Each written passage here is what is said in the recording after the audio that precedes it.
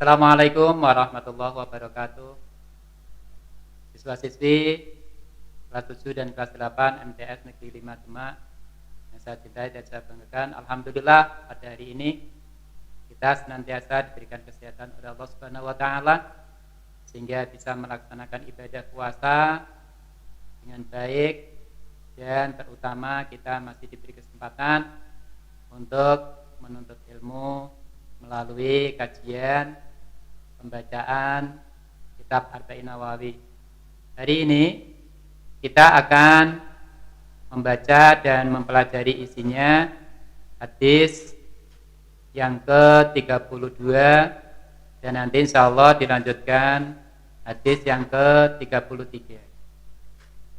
Anak-anakku yang saya cintai dan saya banggakan, mari kita buka pertemuan ini dengan bacaan basmalah. Bismillahirrahmanirrahim. Silakan disimak kitabnya masing-masing. Usahakan maknanya tidak banyak ketinggalan, syukur tidak ketinggalan. Al-hadisus tsani utawi iki iku hadis kang kaping loro wasalasuna lan 30. An Abi Sa'idin, diriwayatake saking Abi Sa'id. Sa'd bin Malikin, ya Sa'ad bin Malik. Ibni Sinanin, ya anak lanange Sinan Al-Khudriyin kang bangsa Khudri. Radhiyallahu anna Rasulullah sallallahu alaihi wasallam qala. Anna Rasulullah sallallahu alaihi wasallam sak temene Rasulullah qala iku dawuh sapa Rasulullah. Dawuhipun la darara wa la dirara. La darara ora kena madharati, ora kena bahayani. Wala dirara lan ora kena bahayaake iku maujud. Atau dimaknani begini, la darara ora ana bahaya iku kena, wala dirara lan ora ana bahayani iku kena. Hadisun utawi iki iku hadis hasanun kang hasan. Rawang riwayatake ing hadis Ibnu Majah sapa Imam Ibnu Majah, wa Daruqutni lan Imam Ad-Daruqutni, wa ghairuhuma lan liyane Imam Ibnu Majah lan Imam Ad-Daruqutni. Musnadan ale hadis musnad. Warawalan ngriwayatake ing hadis Malikun sapa Imam Malik bil Muwatta'i ing dalam kitab Al-Muwatta, kitab karangannya Imam Malik namanya Al-Muwatta. Mursalan hale rupa hadis mursal an Amr bin Yahya sangking Amr bin Yahya, an abihi sangking bapake Amr bin Yahya, anin Nabi sangking Nabi Muhammad sallallahu alaihi wasallam. Fa asqata nuli gugurake sapa Malik Aba Sa'idin ing Abu Sa'id, Aba Sa'idin ing Abi Sa'id. Walahu lan iku kedue hadis turukun utai pira-pira dalan yukawi kang nguatake apa ba'duha sebagiane turukun ba'don ing sebagian kang liya. Anak-anak siswa-siswi kelas 7 dan kelas 8 sudah selesai kita memaknai hadis yang ke-32, artinya sebagai berikut. Hadis ini diriwayatkan oleh Abi Sa'id. Abi Sa'id itu siapa? Nama lainnya adalah Sa'ad. Sa'ad, putra dari Malik. Malik putra dari Sinan radhiyallahu anhu. Diriwayatkan bahwa sesungguhnya Rasulullah Muhammad sallallahu alaihi wasallam pernah bersabda, la dororo wala diroro. Kita tidak boleh, la dororo, tidak boleh membahayakan diri sendiri, wala diroro, dan tidak boleh membahayakan orang. Artinya anak-anak, penjelasan hadis ini kurang lebih bahwa kita sebagai orang Islam, Islam itu artinya adalah selamat. Maka kalau seseorang itu melaksanakan ajaran-ajaran Islam, maka dirinya akan selamat dan orang lain juga selamat. Karena orang lain tidak terkena dampak dari perbuatannya. Jadi sebagai orang Islam, sesuai dengan nama agama kita tidak boleh melakukan hal-hal yang bisa membahayakan baik diri kita sendiri atau hal-hal yang membahayakan orang lain. Itu dilarang oleh agama Islam berdasarkan hadis Rasulullah SAW, hadis berikut tadi. Apa contohnya membahayakan diri sendiri? Misalnya di dalam ajaran Islam kita tidak boleh minum minuman keras. Kenapa? Karena bisa membahayakan diri kita.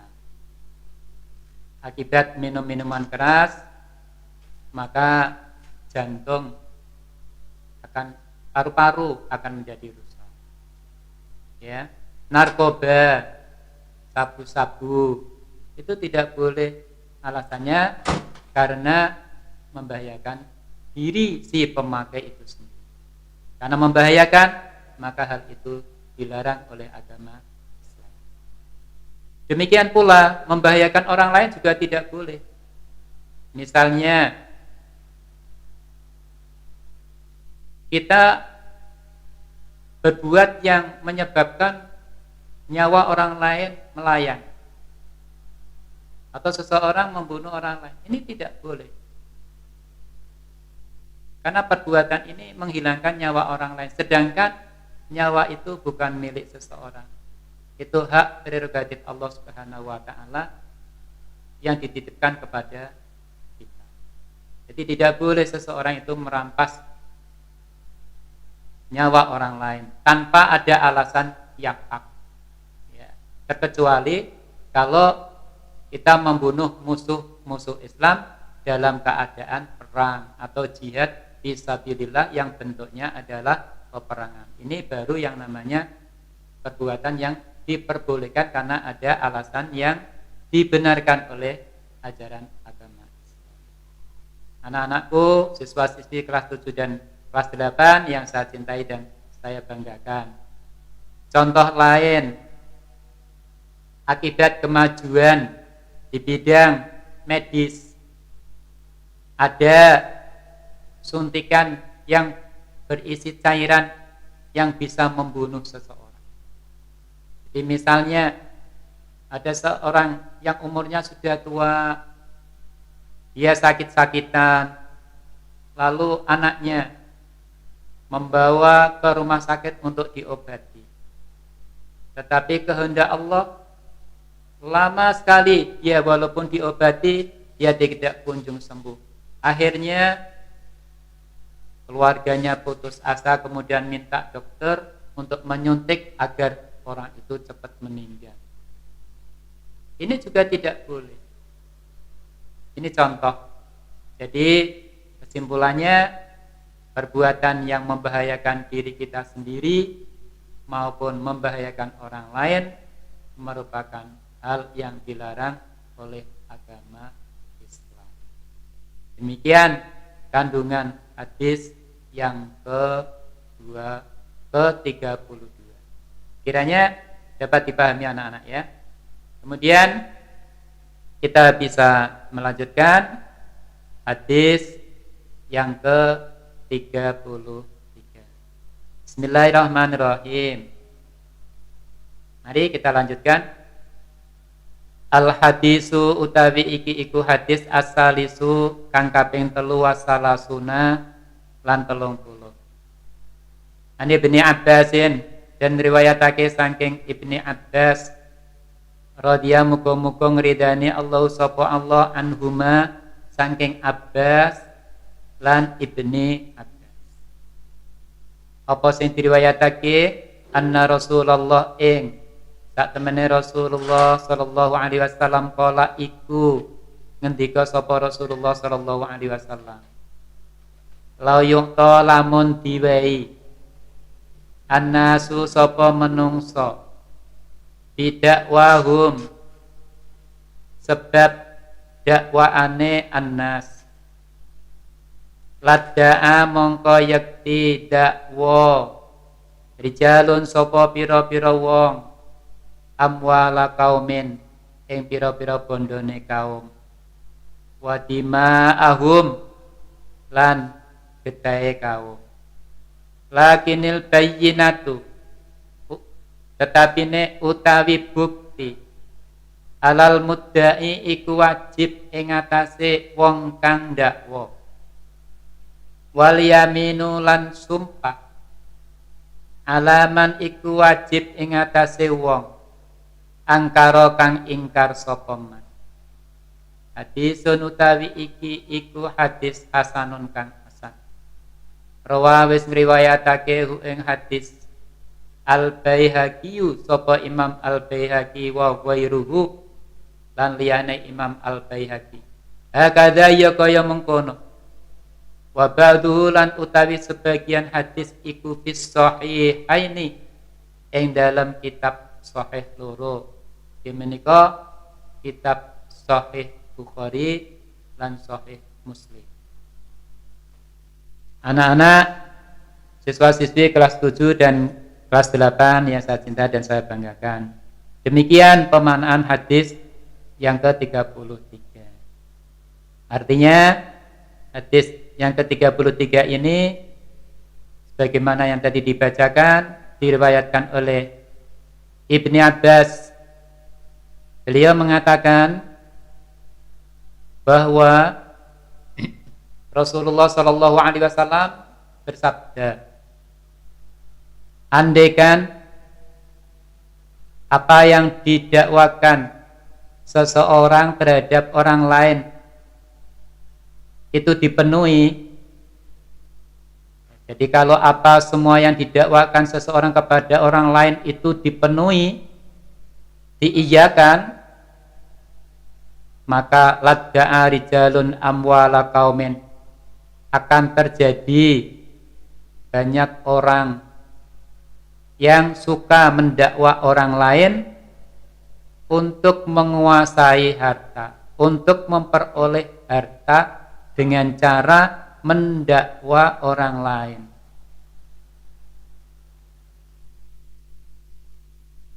Contoh, misalnya pada zaman dulu orang-orang tua kita yang pekerjaannya petani misalnya, itu kadangkala membeli tanah sawah. Pada zaman dulu proses pembelian itu kadang-kadang tidak dikuatkan dengan catatan, atau yang sekarang dicatat oleh akta notaris itu tidak, tapi saling percaya. Misalnya si A beli sawah ke si B, si A beli sawah ke si B, kemudian B ini meninggal, punya anak. Lalu karena tidak ada bukti tertulis, catatan tertulis sebagai catatan yang isinya tentang proses jual beli tadi, C yang anaknya yang B tadi misalnya, dia kadangkala mengaku-ngaku bahwa sawah yang telah dibeli oleh A itu masih miliknya. Nah, seperti ini. Ini kadangkala terjadi. Kalau seperti ini tujuannya adalah untuk menguasai harta yang berupa sawah itu kembali. Maka bukti itu sangat penting. Ya, bukti itu sangat penting. Kemudian bukti itu sebagai alat untuk membuktikan mana yang benar. Bagi orang-orang yang tidak melakukan sebagaimana yang didakwakan seseorang, maka kewajibannya dia berani bersumpah. Berani bersumpah atas nama Allah bahwa dia benar-benar tidak melakukan hal yang didakwakan tersebut. Bagi yang mendakwa, buktinya harus ada. Bagi yang didakwa, kalau dia tidak melakukan hal yang didakwakan, harus berani diambil sumpahnya. Dari hadis ini kita mengetahui bahwa Islam sebagai agama damai itu memiliki ajaran-ajaran bagaimana menata masyarakat agar terjadi ketentraman, tidak terjadi perselisihan. Hal dakwaan, tuntutan dan sebagainya itu kadangkala terjadi. Maka Islam mengatur bagi yang mendakwa harus punya bukti, bagi yang didakwa kalau tidak harus punya saksi. Contoh misalnya, seseorang disidang oleh pengadilan karena dilaporkan melalui berita acara yang dibuat oleh polisi, dia didakwa telah melakukan pencurian. Bagaimana dakwaan ini dibenarkan oleh pengadilan? Maka pengadilan harus mencari bukti yang diajukan oleh yang mengajukan perkara itu. Ada buktinya apa tidak? Misalnya bukti itu bisa berupa dua. Bisa alat, ya, benda, atau saksi sebagai bukti. Alat contohnya kalau pada zaman modern sekarang ini bisa melalui CCTV. Itu bisa diajukan sebagai alat yang membantu pembuktian terhadap perbuatan yang dilakukan oleh seseorang. Apakah dia melakukan atau tidak. Atau pula saksi, ini bisa menjadi alat bukti yang menguatkan atas adanya dakwaan itu. Jadi siapa yang benar adalah yang kuat alat buktinya. Ini sudah diatur oleh agama kita, agama Islam, agar terjadi tidak semua dakwaan itu dibenarkan, juga tidak semua dakwaan itu pasti tidak benarnya. Jadi untuk mencari siapa yang benar harus ada bukti-bukti yang menguatkan. Bisa berupa alat, bisa berupa saksi.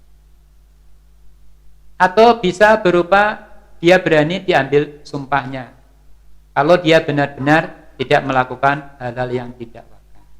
Inilah jadi misi agama Islam diturunkan ke dunia ini adalah melalui Rasul, yaitu rahmatan lil alamin, menciptakan kedamaian, menciptakan ketertiban biar masyarakat yang menjalankan agama dengan benar ini tercipta atau merasakan kedamaian dan ketertiban.